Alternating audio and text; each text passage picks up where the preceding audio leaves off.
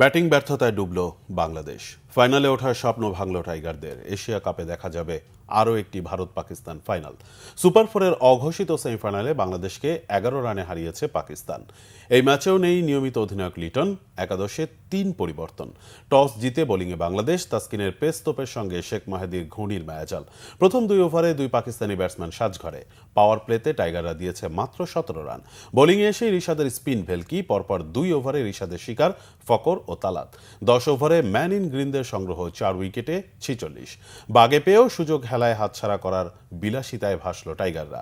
3বার catch ফসকাল টাইগারদের পিচ্ছিল হাত গোলে। ফায়দা পুরোটাই উসুল করেছে পাকিস্তান।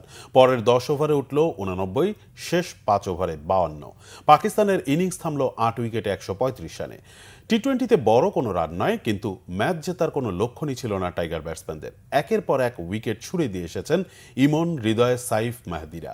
44 রানের মাঝেই নেই 4 উইকেট। সাজঘরে ফেরার মিছিল সেখানে থামলেও চলতো, কিন্তু দুবাইয়ের গরমে মাঠে থাকার চাইতে ড্রেসিং রুমই বেশি প্রিয় হয়ে উঠল বাংলাদেশের ব্যাটসম্যানদের।